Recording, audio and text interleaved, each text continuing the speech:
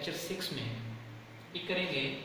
हमने symmetric matrix और skew symmetric matrix कर लिया था। आज हम करेंगे prove that every square matrix can be expressed as the sum of symmetric and skew symmetric matrix and also express its uniqueness. और इसकी यूनिकनेस भी हम एक्सप्रेस करेंगे कि एक ही तरीका होता है इसका लिखने का।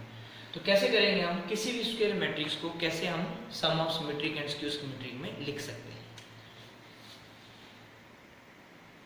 लेट ए कोई मैट्रिक्स है हमारे पास, इसको मैं ब्रेक करके half of A plus A dash and half of A minus A dash की फॉर्म में लिखा है।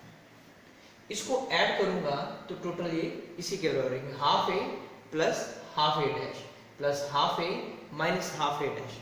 हाफ ए डैश और half A minus dash cut हो जाएगा और half A plus half A के बराबर ही आ जाएगा। That means there is no change in the matrix. इस चीज को मैं P मान लेता हूं और इस चीज को मैं Q मान लेता हूं।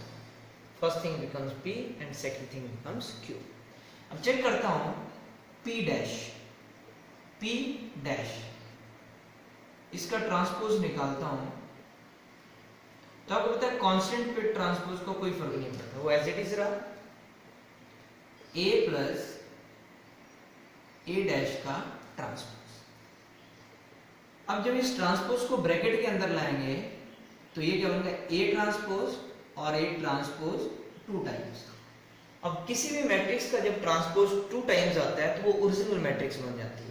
एक बार ट्रांसपोज लोगे तो वो रोज कॉलम्स में बन जाएंगे और दूसरी बार ट्रांसपोज लोगे तो वो कॉलम्स रो में बन जाएंगे। मतलब there is no change in the matrix. तो मतलब क्या बन जाता है आपके पास, ए डैश और ए डैश डैश क्या होता है, ए के बराबर होता है। अब ध्यान से देखा जाए तो ये चीज किसके बराबर है, ये P के बराबर है। तो मतलब P dash equal to P। जब किसी मैट्रिक्स का ट्रांसपोज उसी मैट्रिक्स के बराबर आता है तो उसका क्या मतलब होता है, विच इज सिमेट्रिक।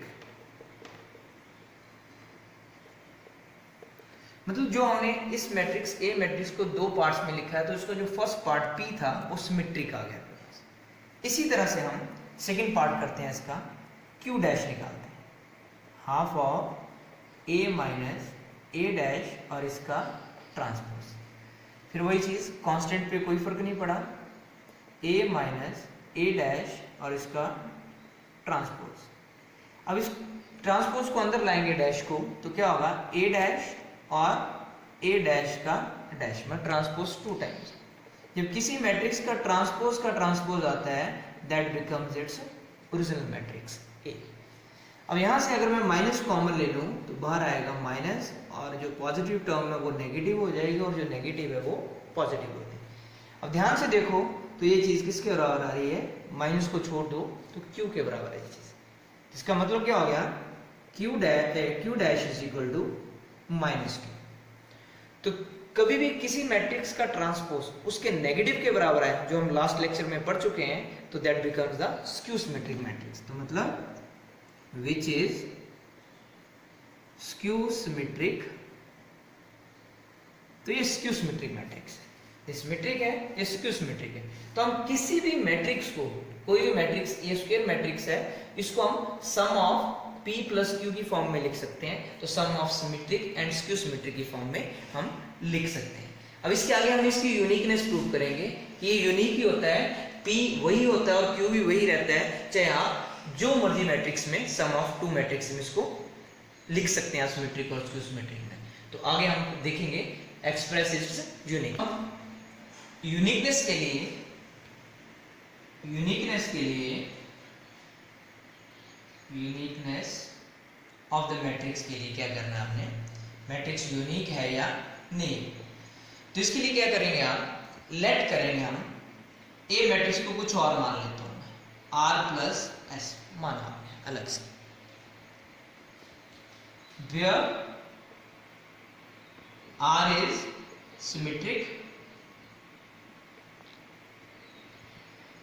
है तो मतलब R dash is equal to R होना चाहिए and S is skew symmetric. होना चाहिए आपके पास S dash is equal to minus S. Clear? अगर हम इस मैट्रिक्स का ये 1 मान लो इसको, इसका अगर मैं ट्रांसपोज लेता हूँ दोनों तरफ तो क्या बन जाएगा, A dash is equal to R plus S का डैश। अब इसको अगर मैं डैश अंदर ले आऊँ तो R dash plus S dash, और A dash is equal to क्या आ जाएगा, आर डैश किसके बराबर है, आर के बराबर, और एस डैश किसके बराबर है, माइनस एस के बराबर। तो ये हमारे पास आ गया सेकेंड मैट्रिक्स। अब इन दोनों को एडिंग 1 एंड 2 करता हूं मैं, एडिंग 1 एंड 2, इक्वेशन 1 और 2 को मैं ऐड करता हूं। तो लेफ्ट हैंड साइड ऐड होकर क्या बनेगी, a प्लस ए डैश, और जब राइट हैंड साइड को ऐड करूंगा तो s और s कैंसिल हो जाएगा, और r और ऐड होकर क्या बन जाएगा, 2r। तो a plus A dash over 2 is equal to r। तो ये r किसके बराबर आ रहा है, जो सिमेट्रिक मैट्रिक्स है, r क्योंकि हमने क्या माना है, सिमेट्रिक मैट्रिक्स, और r किसके बराबर आ रहा है, a plus A dash over 2। अब a plus A dash over 2 तो हमने प्रीवियस क्या देखा था, ये चीज किसके बराबर थी, p के बराबर। तो मतलब r p के बराबर होगा, तो r सिमेट्रिक है तो p के बराबर होगा, p भी सिमेट्रिक थी, मतलब इसमें कोई चेंज नहीं होगी, चाहे r लिखो चाहे p लिखो, वो मैट्रिक्स वही आएगी, सिमेट्रिक मैट्रिक्स में कोई चेंज होने वाली नहीं है। इसी तरह से अगर मैं सब्ट्रैक्टिंग लिखूं 1 एंड 2, 1 और 2 को सब्ट्रैक्ट करता हूं, इसमें इसको सब्ट्रैक्ट करता हूं तो क्या आएगा, a माइनस ए डैश, और इधर क्या आ जाएगा 2s, और यहाँ पे a minus A dash over 2 equal to s। अब ये आ गई स्क्यू सिमेट्री, s क्या है, माना हमने स्क्यू सिमेट्रिक मैट्रिक्स। तो स्क्यू सिमेट्रिक मैट्रिक्स किसके बराबर आई, a minus A dash over 2, और हमने प्रीवियस क्या देखा था, ये चीज किसके बराबर है, q के बराबर। तो मतलब s q के बराबर होगा, चाहे हम नाम कुछ भी लिख लें यहाँ पे, तो सिमेट्रिक मैट्रिक्स वही होगी जो एक आती है, वो यूनिक होगी, वो कोई नाम लिखने से चेंज नहीं हो जाती है। मतलब p and r are equal thing, s and q are equal thing. This is the method how to express its unique. तो इसका मतलब है कि every square matrix can be expressed as the sum of symmetric and skew symmetric matrix and it's unique।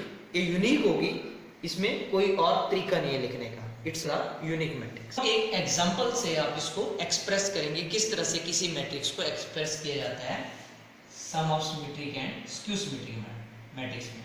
मान लो हमारे पास कोई matrix है 5 7 2 3 9 -6 -2 5 4, ये मैंने कोई एलिमेंट्स लिखे, ये स्क्वायर मैट्रिक्स ऑफ 3/3 ऑर्डर। अब इस मैट्रिक्स को हमने as the sum of symmetric and skew symmetric लिखना है, तो कैसे लिखना है वो आप देखो। तो हमें पता है, वी नो दैट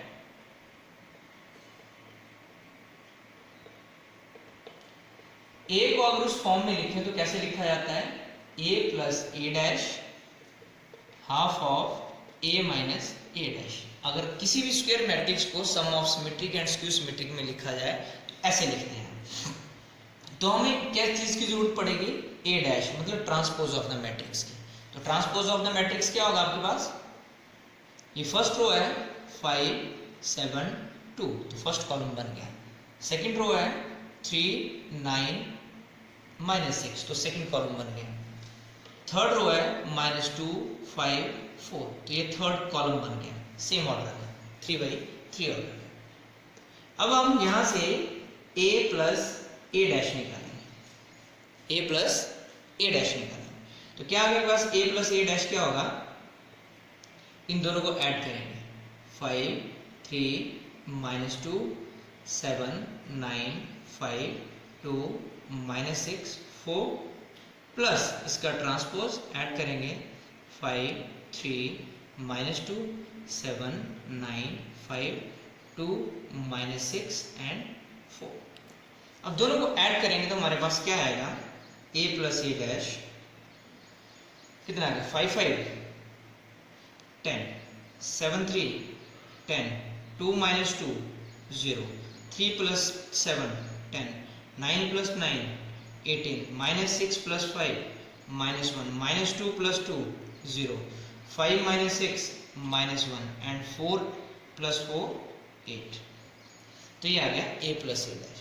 अब ध्यान से देखा जाए तो ये सिमेट्रिक मैट्रिक्स है। अगर हम इसकी रोज और कॉलम्स को इंटरचेंज करें तो कोई फर्क नहीं पड़ेगा, विच इज सिमेट्रिक। क्लियर? अब इसी तरह से हम A माइनस ए ट्रांसपोज निकालेंगे। A माइनस ए ट्रांसपोज कैसे निकालेंगे? सेम जैसे A मैट्रिक्स लिखा 5 3 माइनस 2 7 9 5 2 माइनस 6 4 और minus A dash 5 7 2 3 9 minus 6 minus 2 5 4। अब हम इनको सब्ट्रैक्ट करेंगे। 5 माइनस 5 0 और 7 माइनस 3 4, 2 माइनस माइनस क्या हो जाएगा plus 4, 3 minus 7 minus 4, 9 minus 9 0, minus 6 minus 5 minus 11 minus 2 minus 2 minus 4, 5 plus 6 11 and 4 minus 4 0। अगर इस मैट्रिक्स को देखा जाए तो ये स्क्यू सिमेट्रिक है, which is skew symmetric. Skew symmetric में और स्क्यू सिमेट्रिक मैट्रिक्स का एक मेथड होता है कि all the diagonal elements of the skew symmetric matrix are always zero. ये हम आगे करेंगे कि कैसे ये जीरो होते हैं, तो वहाँ आगे प्रूव करेंगे इसको, लेकिन फिलहाल ये स्क्यू सिमेट्रिक मैट्रिक्स बन रहे हैं।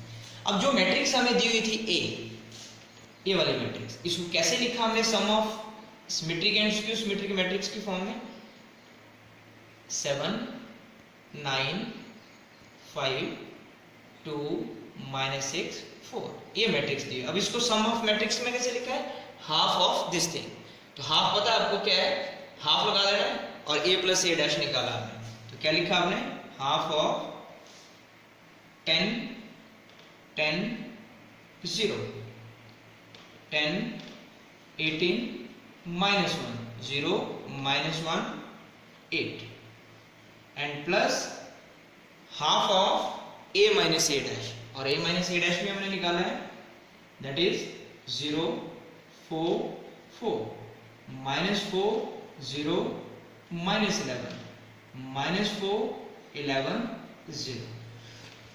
तो ये क्या बन गया? ये स्क्वायर मैट्रिक्स थी और इसको किस फॉर्म में लिखा? As the sum of symmetric and skew symmetric. ये सिमेट्रिक मैट्रिक्स है और ये स्क्यू सिमेट्रिक मैट्रिक्स की फॉर्म में हमने लिखा। तो किसी भी स्क्वायर मैट्रिक्स को आप as the sum of symmetric and skew symmetric लिख सकते हो, तो इसको ऐसे लिखते हैं। अब हम देखेंगे कि स्क्यू सिमेट्रिक मैट्रिक्स के डायगोनल एलिमेंट्स जीरो होते हैं। हमें केवल आता है show that all the diagonal elements of skew symmetric matrix are always zero।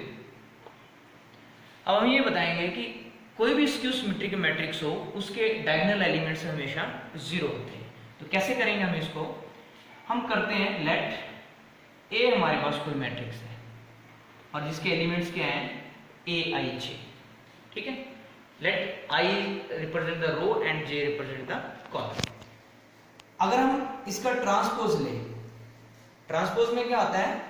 जो रोज होती हैं वो कॉलम्स बन जाते हैं और जो कॉलम्स होती हैं वो रोज बन जाती है। अंदर ए डैश क्या आ जाएगा? इसका ट्रांसपोज ए जे आई बन जाएगा आपके पास। अब फॉर स्क्यू सिमेट्रिक मैट्रिक्स क्या होता है? फॉर स्क्यू सिमेट्रिक मैट्रिक्स हमें प्रॉपर्टी पता है स्क्यू सिमेट्रिक मैट्रिक्स की, A dash is equal to minus A. यही होता है स्क्यू सिमेट्रिक मैट्रिक्स के लिए, A dash is equal to minus A. अब हम क्या करेंगे? ए डैश हमें पता है किसके बराबर है? ए जे आई और माइनस ए आई जे, तो ये इसके बराबर होगी चीज स्क्यू सिमेट्रिक मैट्रिक्स में। लेकिन फॉर डायगोनल एलिमेंट्स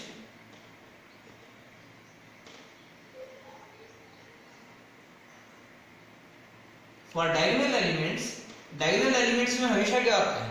आई की वैल्यू जे के बराबर होती है, आई इक्वल टू जे होता है। तो फॉर डायगोनल एलिमेंट्स जहां पे आई है या जे है वहां पे मैं आई लिख दूंगा,